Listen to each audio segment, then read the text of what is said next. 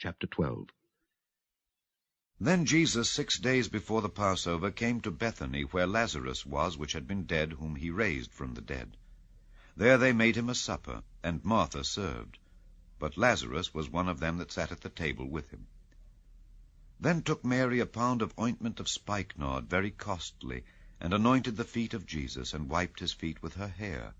And the house was filled with the odor of the ointment.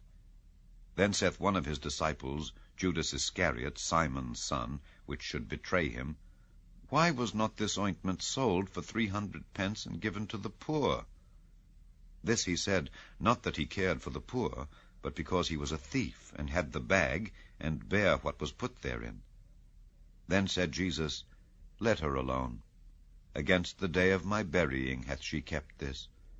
For the poor always ye have with you, but me ye have not always. Much people of the Jews therefore knew that he was there, and they came not for Jesus' sake only, but that they might see Lazarus also, whom he had raised from the dead.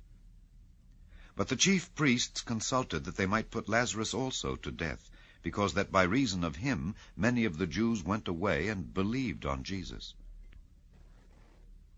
On the next day much people that were come to the feast, when they heard that Jesus was coming to Jerusalem, took branches of palm trees, and went forth to meet him, and cried, Hosanna, blessed is the King of Israel that cometh in the name of the Lord.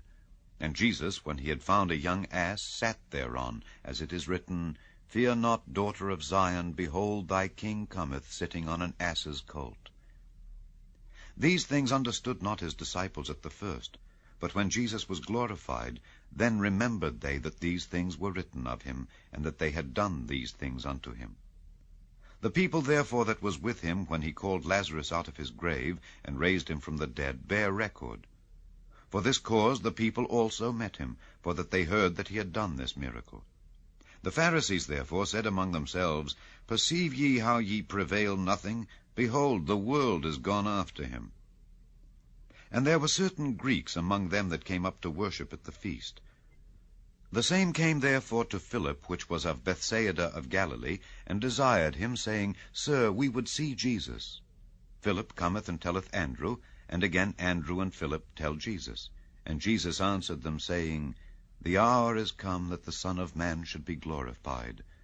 Verily, verily, I say unto you, except a corn of wheat fall into the ground and die, it abideth alone.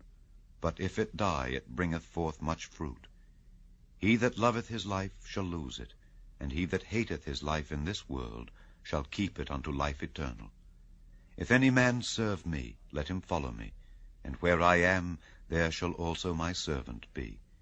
If any man serve me, him will my Father honor. Now is my soul troubled, and what shall I say? Father, save me from this hour. But for this cause came I unto this hour. Father, glorify thy name.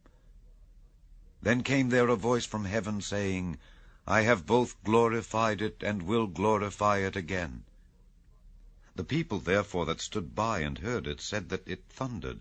Others said, An angel spake to him. Jesus answered and said, This voice came not because of me, but for your sakes. Now is the judgment of this world. Now shall the prince of this world be cast out. And I, if I be lifted up from the earth, will draw all men unto me. This he said, signifying what death he should die.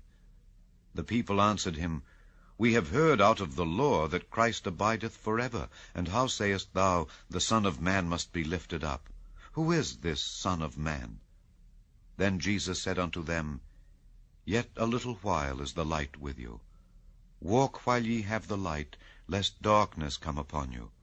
For he that walketh in darkness knoweth not whither he goeth. While ye have light, believe in the light, that ye may be the children of light. These things spake Jesus, and departed, and did hide himself from them. But though he had done so many miracles before them, yet they believed not on him, that the saying of Esaias the prophet might be fulfilled, which he spake, Lord, who hath believed our report, and to whom hath the arm of the Lord been revealed?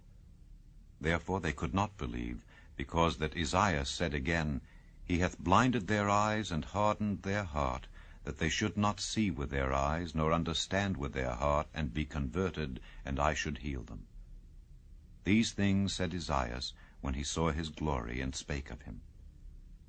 Nevertheless, among the chief rulers also many believed on him. But because of the Pharisees they did not confess him, lest they should be put out of the synagogue. For they loved the praise of men more than the praise of God. Jesus cried and said, He that believeth on me believeth not on me, but on him that sent me. And he that seeth me seeth him that sent me. I am come a light into the world, that whosoever believeth on me should not abide in darkness.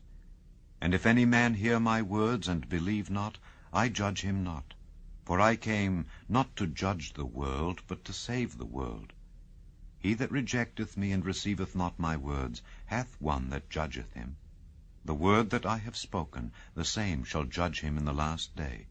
For I have not spoken of myself, but the Father which sent me, he gave me a commandment what I should say and what I should speak.